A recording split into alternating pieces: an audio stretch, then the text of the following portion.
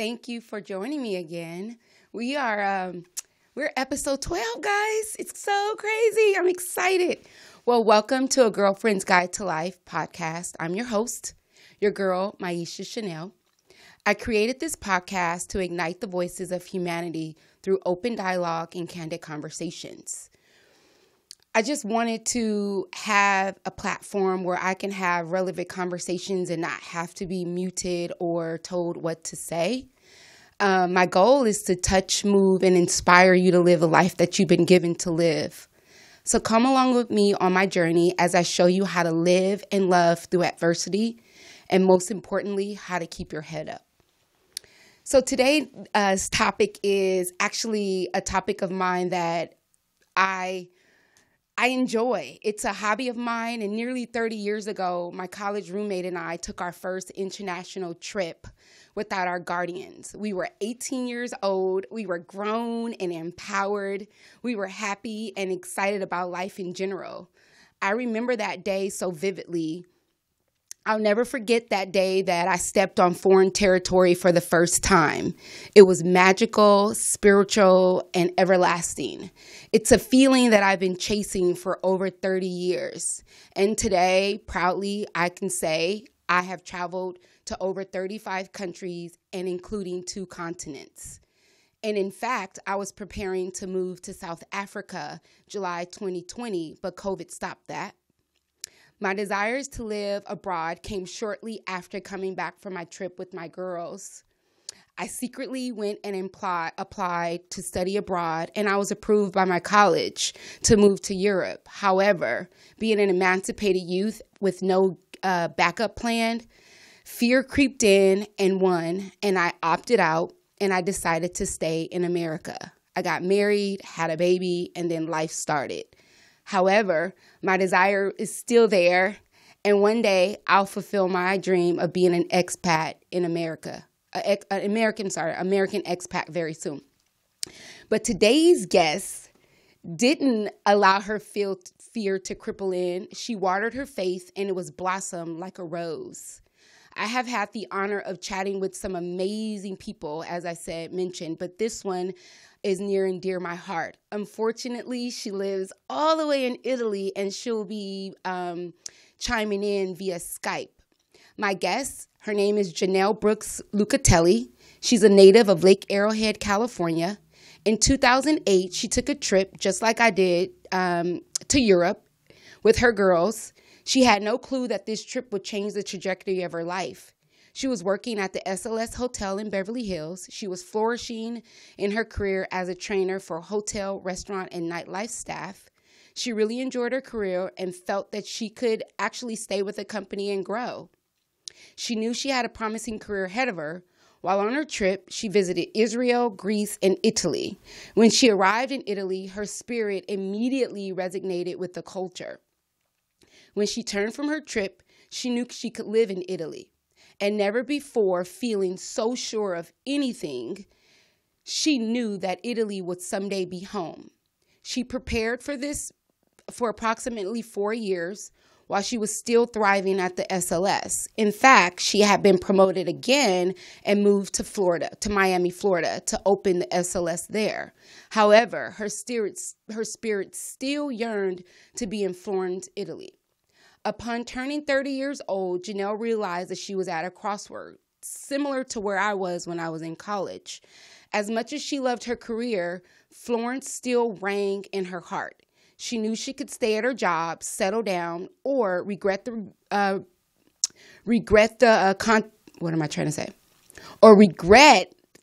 not move on and have that on her conscience. And instead, she quit her job. She was unfulfilled, and she moved to New York City for the second time in her life. She decided to ask God for guidance this time. She prayed and fasted for 7 days. She completely closed herself off to the world and waited for God's voice. 3 days into the fast, she saw a vision. The vision directed her to move to Florence, Italy with God's blessing and a promise to find love. With only $500 in her account, she signed up for a teaching course in Florence, and that was going to start actually 4 months later. She paid for the class, sold her possessions, and raised $10,000 and prepared to move to Italy. Today, 7 years later, guys, she's happily married to Nuri Lucattelli. She has 2 boys, Josiah Romeo, who's 3 years old, Elias Emilio, who's 7 months, and she also has a stepdaughter. They're living in Florence, Italy. She's self-employed. She's an English teacher for international companies and luxury boutiques. Today's topic, taking a leap of faith, being an American expat in Italy. Ladies and gentlemen, please help me welcome my guest, Jennel Brooks Lucattelli, to A Girlfriend's Guide to Life. Yay! Hi, girl. Beautiful. Thank you. Did I capture all of your accolades? I was like, wow, that's me. That sounds amazing. These are your words. I just ad-libbed a little bit. So tell us. So we're just going to have a conversation, just as we talk normally, nothing stuffy, just a girl conversation, but the world will be listening. Tell us, outside of what I mentioned, tell us who Jennel Brooks Lucattelli is. Oh, wow. Jennel Brooks Lucattelli is definitely an evolved Jennel Brooks. Definitely not the same person. Like I said, a mother of 3, self-employed, a woman of deep faith. Whew. Definitely adventurous. I do not take life for granted. I feel like I only get this one chance to fulfill my purpose. So I want to do whatever I can to make that happen without any regrets. I've done everything I've ever wanted to do in life, even moving to Italy. That was like the biggest thing, and that was achieved as well. Yeah, I am really excited to actually be talking to you because I had the honor of being with you on this journey and to see and to experience some of the beautiful things. A lot of times people share their stories and you're like, But I know for a fact the things that you share that I spoke of you are real, and I know that you are very creative. You love to cook. You are an amazing artist. What are some of your life's passions today? Now that you're a mom, I know probably you're not able to fulfill a lot of the things because mommy duties have crept in. But what are some of your life's passions these days? For sure, mommy duties have definitely crept into so much, especially with 2 little ones. Yeah. But I would say probably my most prominent passion right now is truly getting to know the Lord Jesus Christ on a completely amazing, deeper level, more than I ever thought possible. Also, I love cooking, and definitely one of my newest ambitions is to open a restaurant lounge out here in Florence, something with the feel of Soho House. I was actually able to open Soho House in New York. Yeah. I definitely would love to do something of that mode out here, but not so exclusive. Something more for the community, something for the young adults, also the older adults. Florence has a very, very big community of elderly. Okay. And I would love to create something for them, even, music or classic films, whatever I can do engraved in this lounge. See, I had no idea what I knew. There's always something. That would be phenomenal. Isn't it pretty cool when you have American influence, and you see when you're in another country and you see where there's a gap, and that your creativity allows you to fulfill that. Talk to us a little bit about your lounge. Do you have a name yet? Let me hear what it looks like. I want to, because I already know you're gonna fulfill it. Well, right now it's really just on paper and Okay. in my heart at the moment. Okay. But I would love to call it the living room, and that has a lot of different meanings to it. Okay. A living room is a place where a lot of people can come and feel at home, even if they're guests or if they're people who live there. It also is a place of life. So I would want that in the foods. I would want that in the atmosphere, a place to give life and light and love to whomever comes in. So the living room seemed the most appropriate of names for me. So I'm like, I could see so much. So you didn't say this, but you love dinner parties. I don't know if you still have I had. do. I'm not sure if you have had a dinner party. I'm sure you've had one in the last 7 years, but lately have you had? And do you think that you would like merge your dinner parties away? So Jennel used to have, when she lived in the States, she used to have these exquisite like dinner parties, like I mean, nothing like I've ever seen. Not like a wedding, not like it was always merged with diversity, very good food, drinks, and it was like always a very good time. So when you say the living room and I imagine your dinner parties, I see this super cool, fun, hip party where there's a diverse group of people. Do you think that you will implement your dinner parties into the living room? Absolutely. I would take all the experience I have. I have years and years and years of experience in hospitality and, working in luxury environments. So I would use all of that incorporated in this project. Absolutely. And I'm I have a excited. lot of dinner parties still. You do? You still do? Do you take pictures? Like, Of course. oh man, I'm missing out on an amazing. I bet now they're like even better because imagine when you were like in your 20s and you were doing it on a smaller budget and they still look fabulous. Now that you're a grown woman, it's like, and I'm sure European, your taste, like I can't even imagine. I'm just like, Well, the thing about living here in Italy, food is a very important factor in this culture. Huge.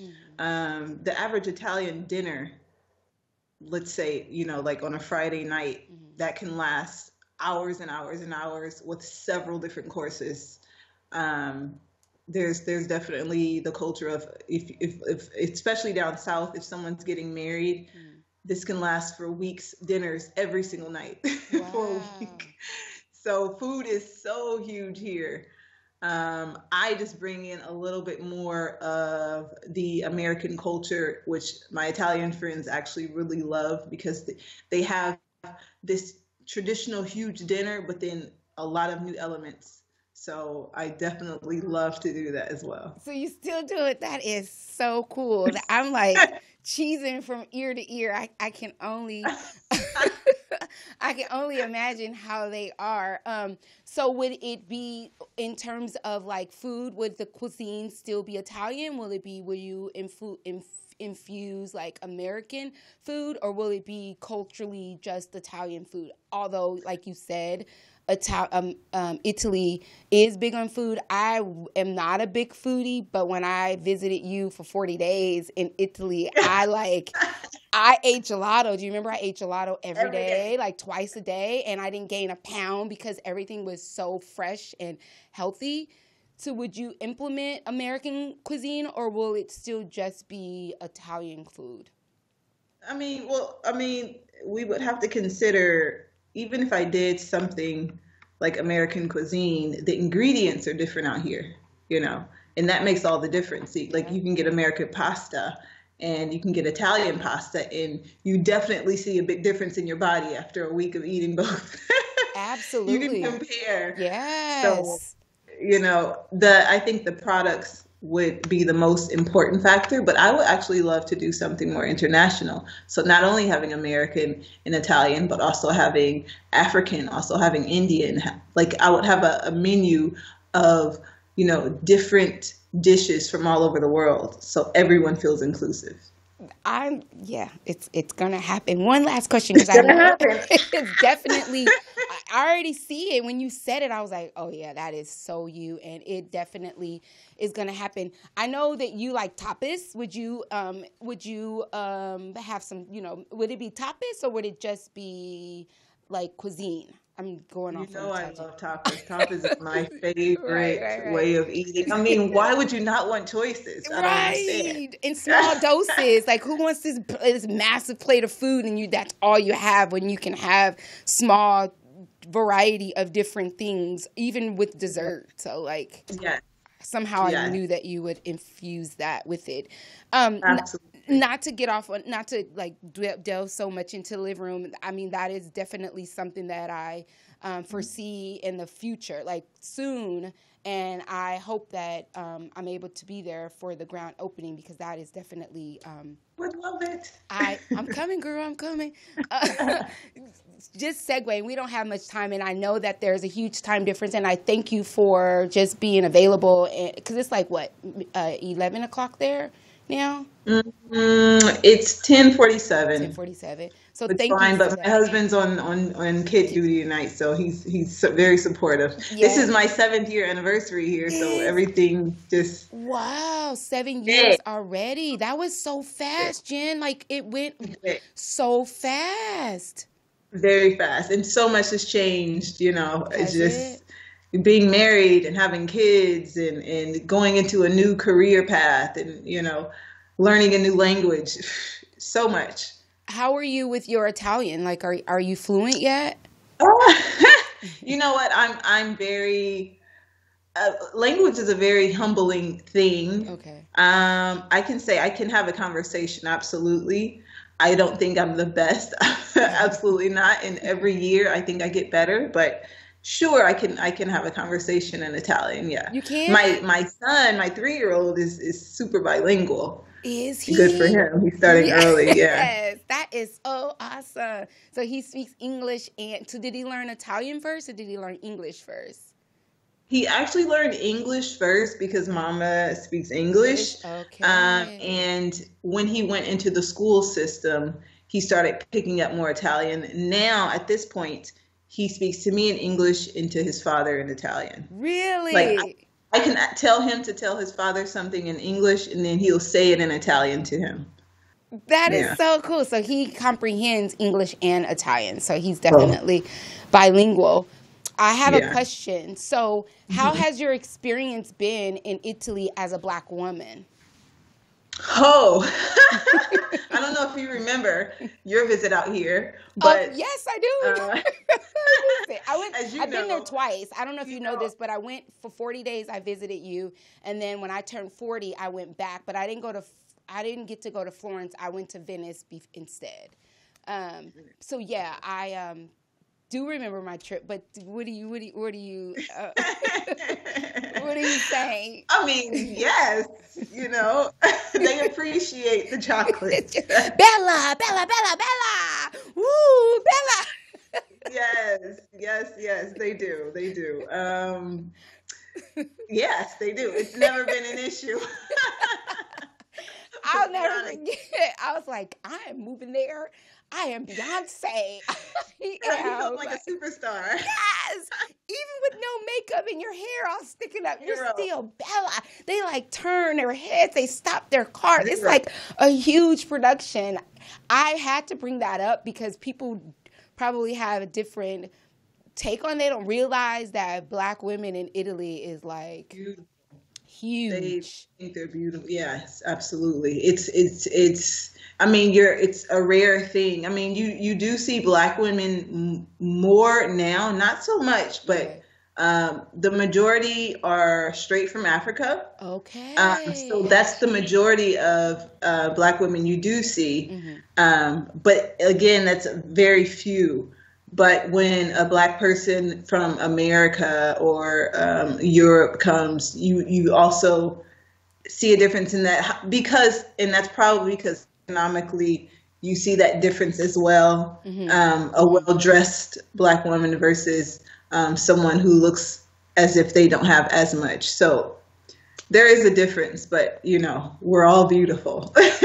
We're all beautiful, but Black women are loved internationally. I've only place in America that I feel less beautiful. I only feel not so beautiful in America. When I went to Africa last year, I felt even more beautiful than I felt in Italy. And then when I went to China and all over the place, all over the Caribbean island, it's like I was just like held on this pedestal.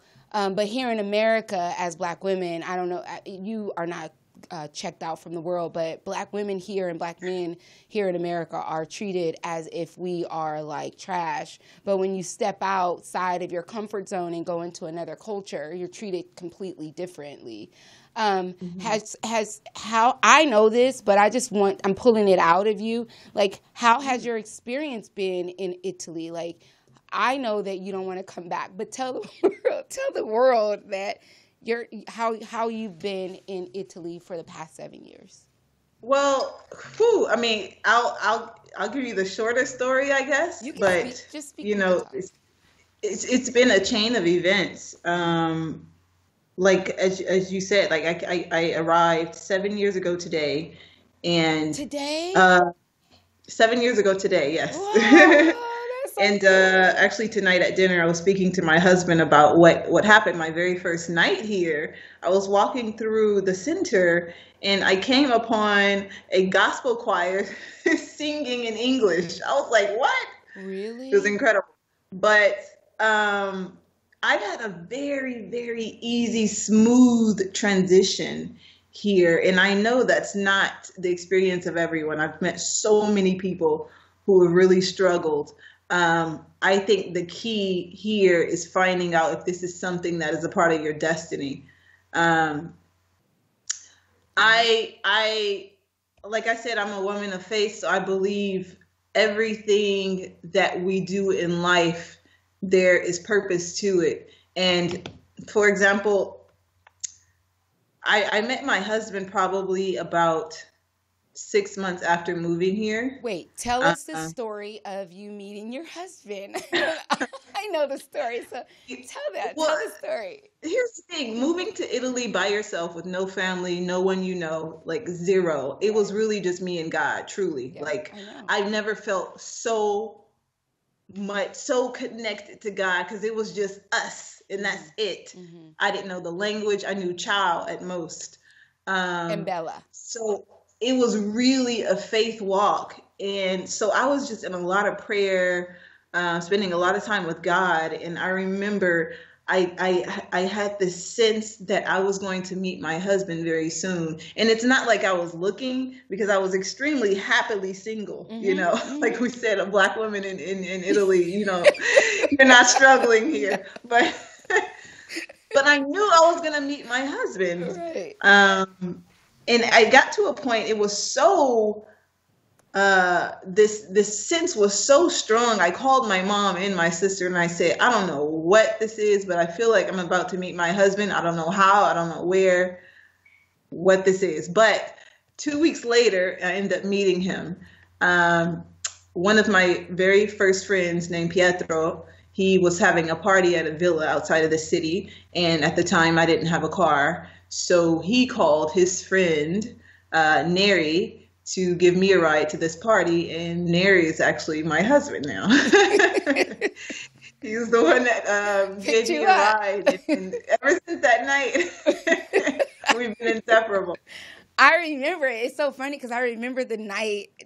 I remember the picture. You had your hair in twisties and you had two little costume party. You had two little buns and I was like, you got in a car with a guy that you didn't know? You're like, yeah, he was my friend's friend. And I just got in a car and I felt, when I got in a car with him, I just felt so comfortable.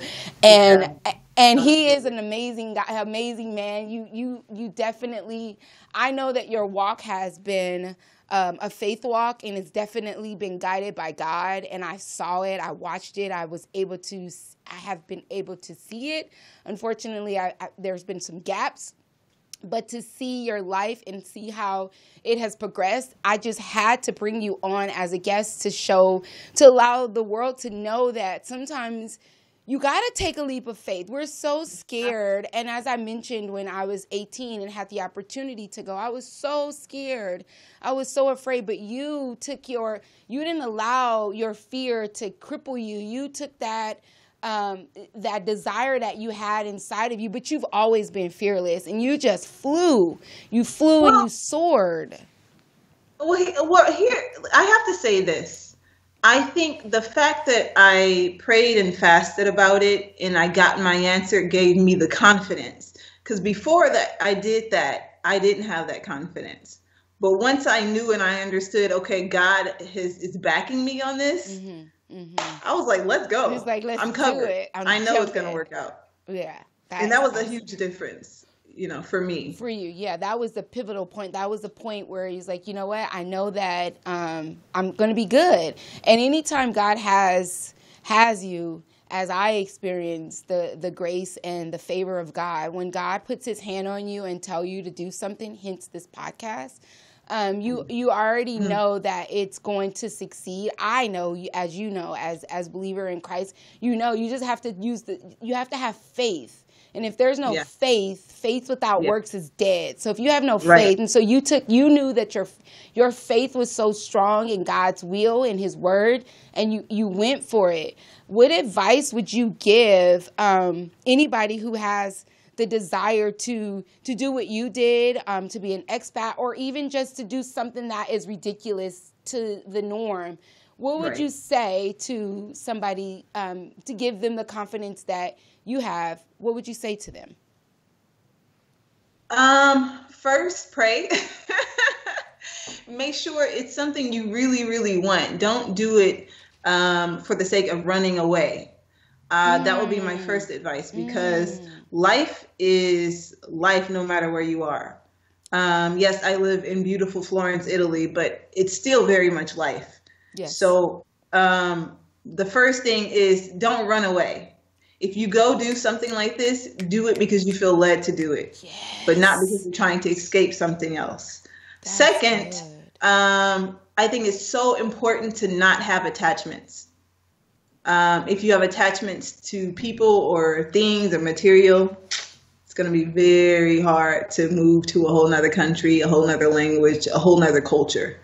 I think that would be really, really difficult. So having no attachments, being able to be free, being able to just go with what you have, your bags, and that's it. Also, being flexible. If you're not flexible, you're not going to make it, because I didn't realize how Americanized I was until I moved out of the country. What I thought was normal actually wasn't normal. It was American. What do you mean by that? Like give me an example of being so American. Like a few examples.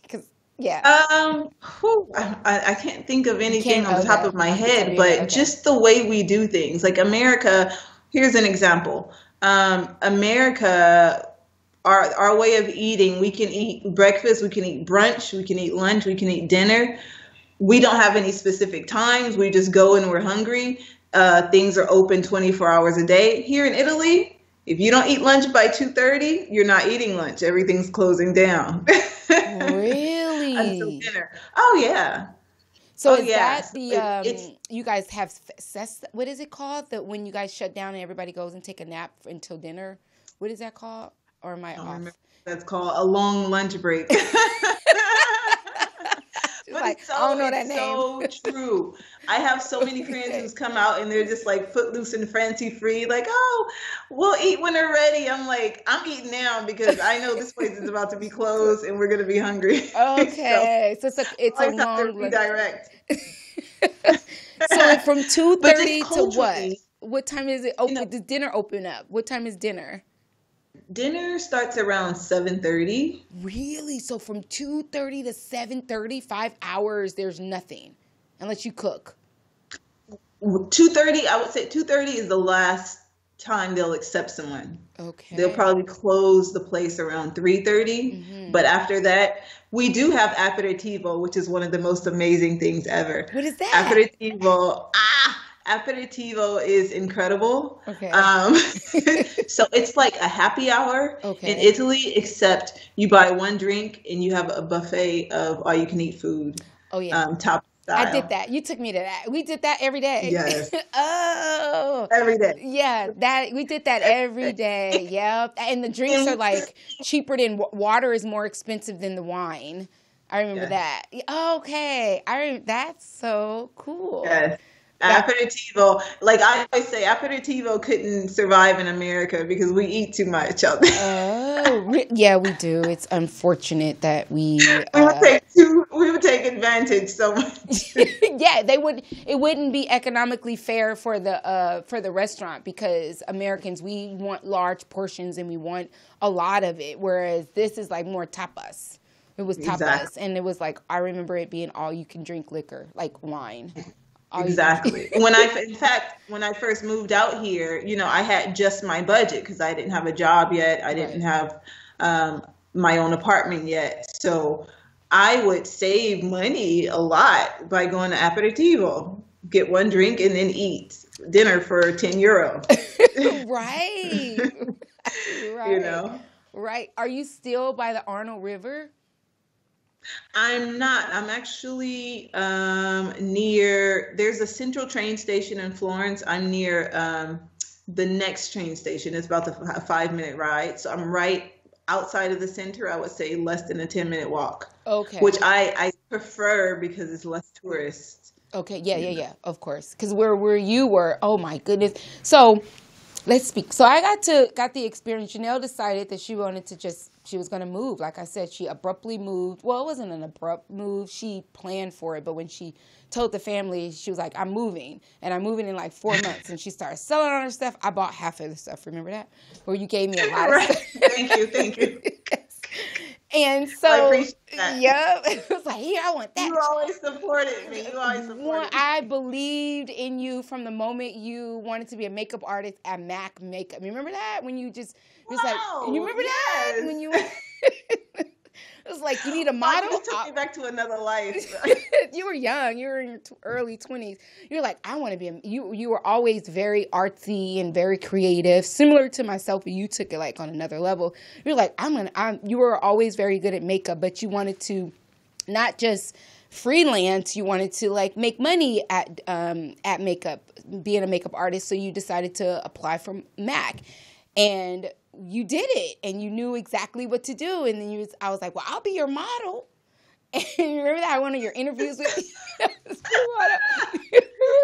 It's all about playing the part. Yes. I act like I was already working there, Yep. Yep. You wore And the it's black. and you can take that same thing for moving out of the country, You Yep. just you act like you belong, Yes. I'm Yes. here.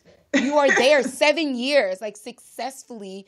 And as you mentioned in your bio, you were saying that there were you've met so many young women and men that did not last 2 years because Hmm. they just didn't, for whatever reason, just didn't make it.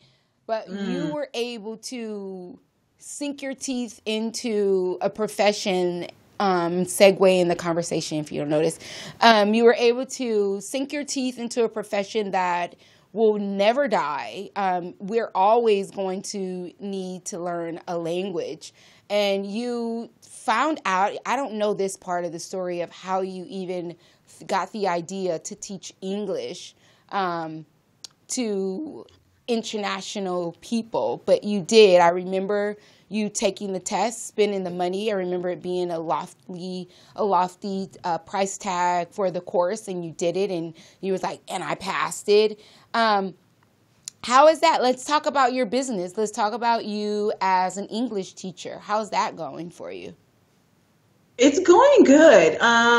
I remember when I first entered into the course, like, they have people speak to you and give you advice about living out of the country and teaching. And this is an important fact I should say as well, because in this class there were several people, and there was someone that told us, finding work in Florence was almost impossible because there were so many other teachers. And so I think most of the class, except for one person, took that word of doubt and moved away.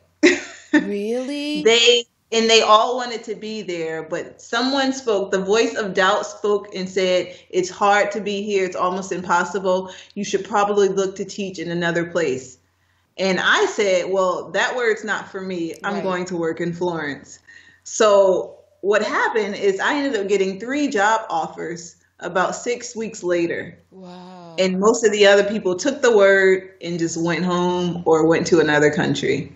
So that's another point of advice is you're going to hear the voice of doubt through your journey. It's your choice to accept it or not. I've heard no's several times in these last 7 years. No to my visa being renewed. No to this, no to that. But none of it was actually fact because I never accepted no. Right. Right. So that choice is there. But I got into teaching because it's funny. When I decided I wanted to move to Florence, I Googled and said how to make money as an American in Italy, and it said teach English. So I initially got in as just a survival job. Okay. I never taught before. So I started off teaching at language schools. Which was okay. I actually changed courses once I had my son because I wanted to spend a lot more time with him. And teaching at a school, the schedule was just too hectic. You work late, you work a lot, and maybe not make enough money. Okay. So I asked the Lord. I said, God, I want to work less but get paid more. Okay. So after I had my son, I had a really good resume at this point because I've taught everywhere, law firms, financial firms, so many different companies. So I decided to start teaching for myself. Instead of being a teacher working for a school, going to these companies, I'm going to start teaching at companies myself and creating the lesson plans myself.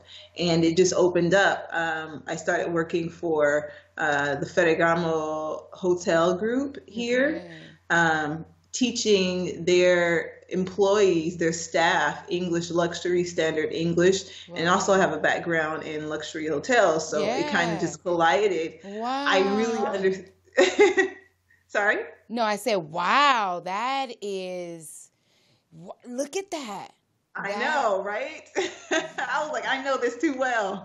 It wasn't like, so I always say, you know that you're doing God's work when work is not work. When you are doing God's work, it's like a hobby. Exactly. And teaching, and now you 7 years as a veteran, as a business owner, you're not working. You're actually like it's like you can do it with your eyes closed. Truly. And had you done that without God's blessing, you probably would have come back home just like the others that you had mentioned soon after. But you knew, I'm just like floored because those are the missing pieces of the puzzle for me that I didn't know about you. And so do you know that what you've learned, all of the things that you have learned could be curriculum, and you could actually now have staff like such as myself come to come to Europe, come to Italy, and then now you contract teachers to go, and you have these when you said that, it just, my mind just started like just ideas. Yes, that is. Yeah. I just want you to know that I am 100% proud of you. You know that I've always been a fan of yours. I've always loved you, always thought like you were the most amazing young lady that I've ever met.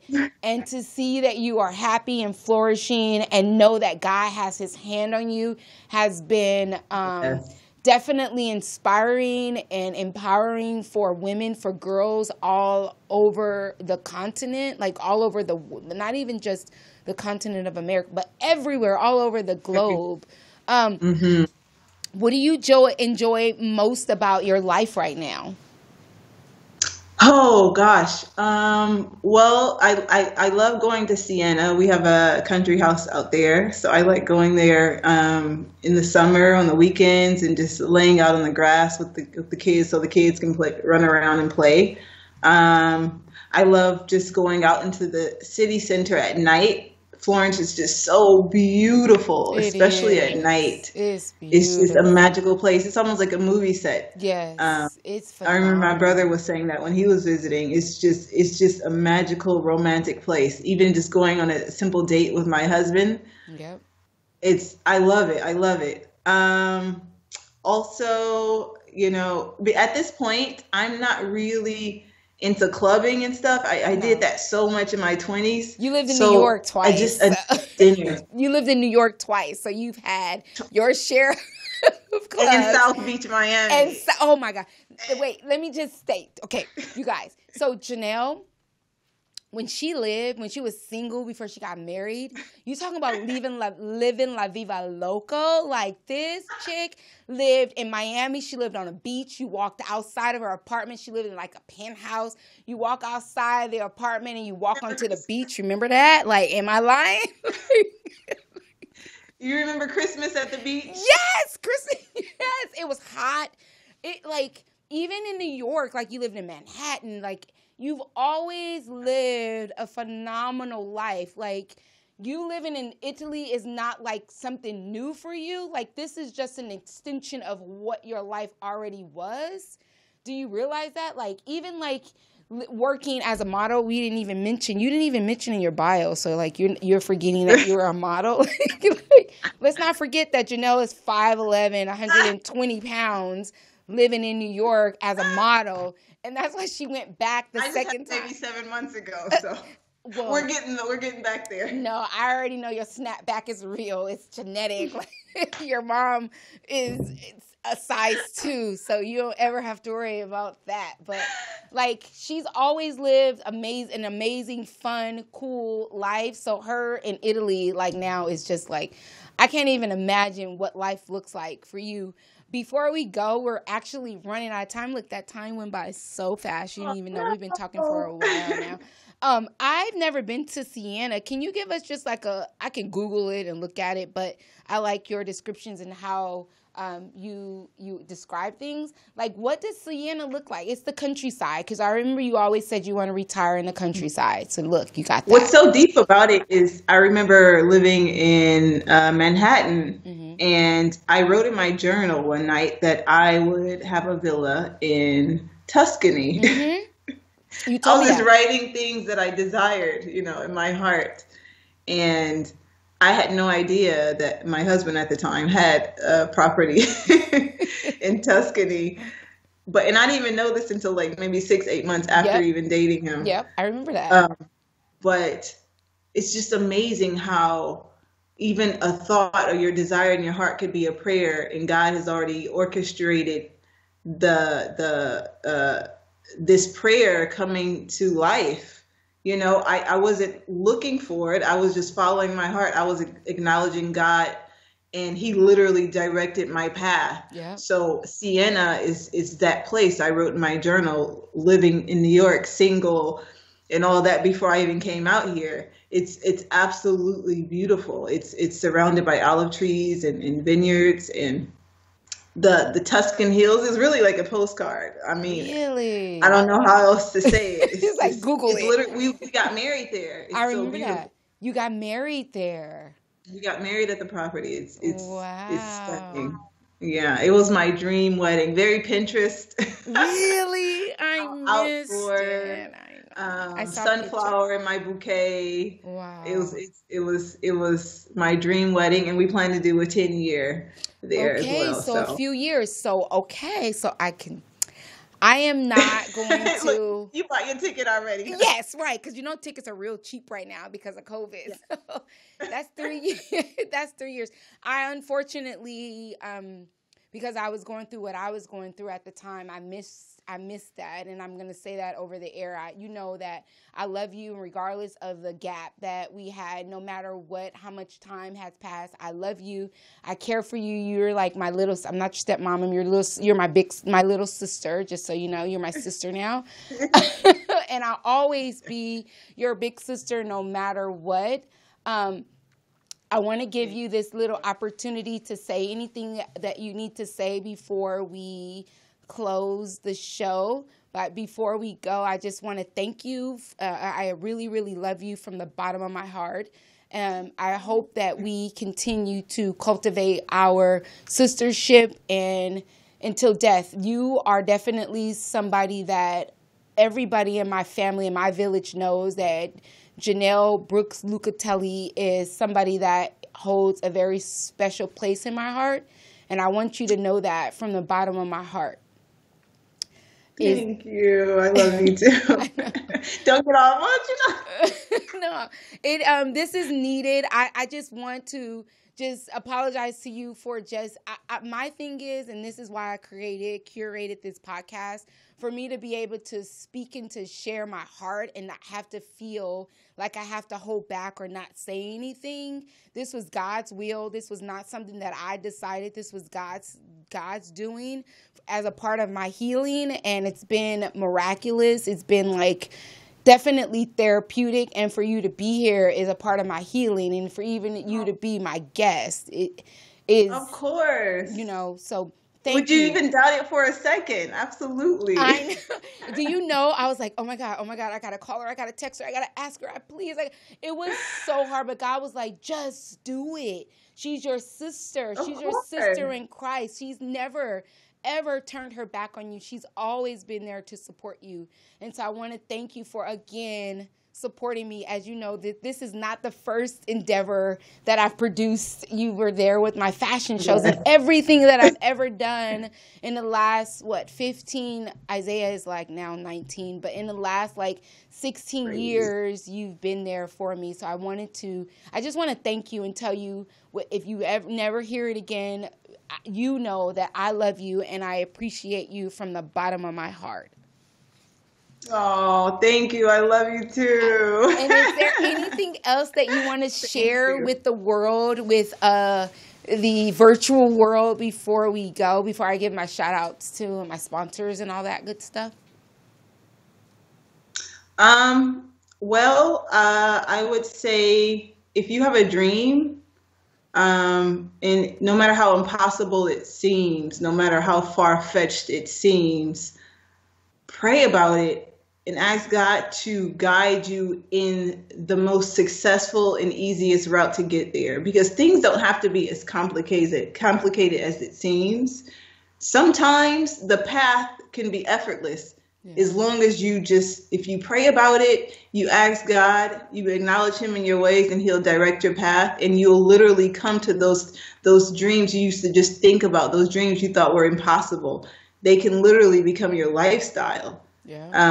So I would say you can feel fear, and that's fine. Don't feel like because you feel fear, that means you shouldn't do it.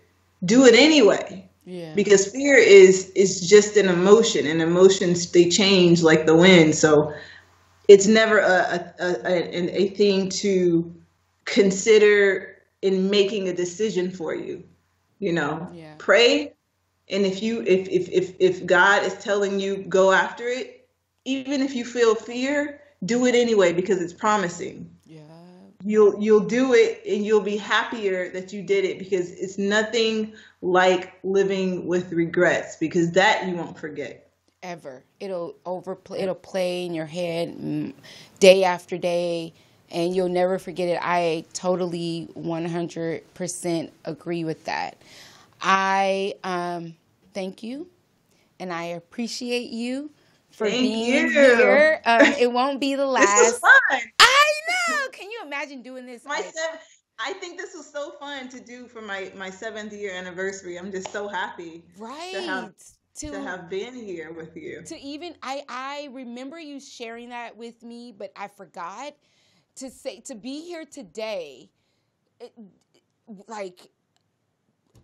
Amazing. It just there's a lot that spiritually there's something there, and I'm not even going to go into it because it's going to be a long conversation. But for today to be the day that's your 7th year, that's God, Jen. That is totally 100% God. Even when the schedule changed a bit, I was like, this is the day we were supposed to do it. Because, so let's just talk about it. Since it's a podcast and we can talk about whatever we want to talk about. Okay. So we're taping a little bit early because I can't be in 2 places at one time. I have a life outside of my podcast. My podcast is a hobby. And I can't be in 2 places at one time. So the days that I'm supposed to record, I can't record it. So I had to switch it. And Jennel and I have scheduled this date Monday today was to be our interview. And, as you guys, I mentioned before in my other shows that I interview my guests before they get to come on the show. Well, for the first time ever, I don't know if you know this, Jennel, I didn't get to interview you first to talk to you through it, right? So this is the first time. So right now, you guys, I'm having... Not that you need it. Not with you, right. I don't need it with you. But for the first time, I'm ad-libbing. I was supposed to have an interview with her first, and then we're supposed to record on Wednesday, but we're recording on Monday. It changed, and then there's a time difference. It was a lot of work to get this to happen, but we both made it. And for it to be today on her 7th anniversary was no accident. Amazing. Right? No. It was ordered. It was ordered. Definitely. But do you know this? I'm going to say this. Do you know that a lot of the things, majority of the things that you and I have done in our friendship has been ordered by God? I can't... I remember everything. Yes. Every step of the way. We were just like, wow. Yes. You can't plan these things. No. It happened. It happened this way. And we look at each other and oh my... Connecting. Yes. Always been that way. Always. And we look at each other and oh my God, I didn't do it. And you're like, I didn't do it either. And we knew that it was God's grace. Yeah. I'm grateful and I'm thankful. And to be here at this time and place with you speaks volumes for me. And I just love you. I love you. Now we're in a different place in our lives. I don't know if you know, but I'm 45 now, girl. It's looking good. Thank you. You look the same. You do too. I remember meeting you at, God, how old were you when I was 28. I was 28, and you were what, 21, 3? How old were you? You were just coming home from New York the first time.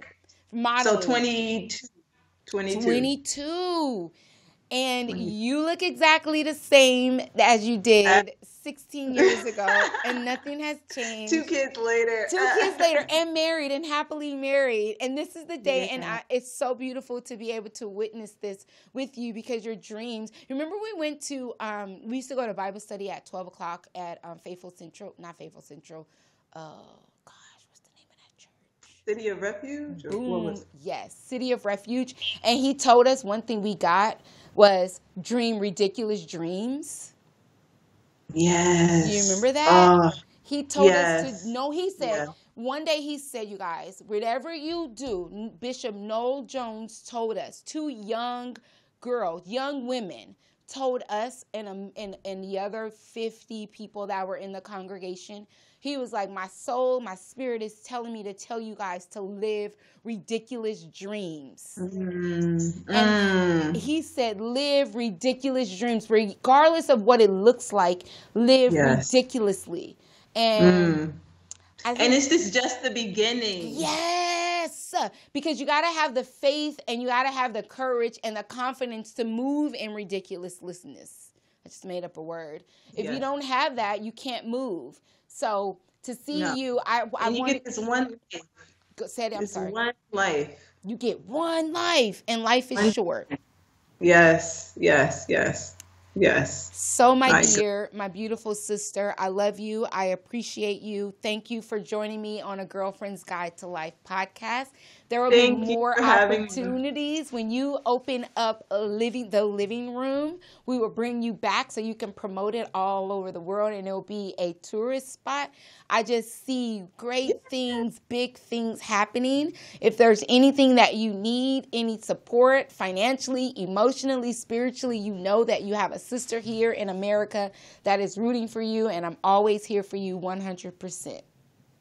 Thank you so much. Love you. Thank you. Love you so much. So before I go, I always have to give my shout outs to all my emancipated youth that are struggling, that are trying to make it and believe that life is over. Life isn't over. It's all up to you.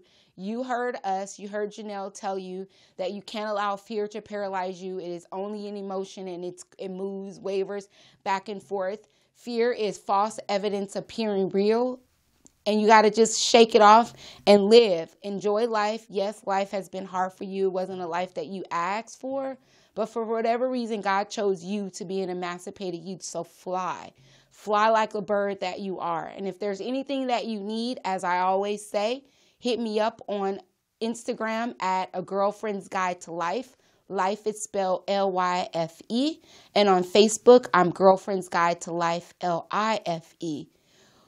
With that being said, guys, I love you all. Thank you again to Felicia for being flexible, for being supportive, for being amazing, for being in the community, for allowing us to have our gifts and to use her studio, Morris Media Studio. I appreciate you, girl.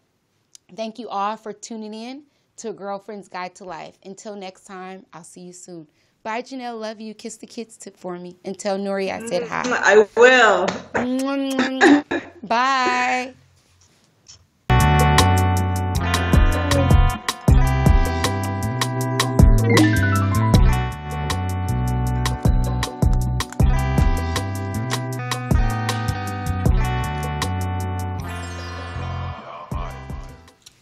That was cool.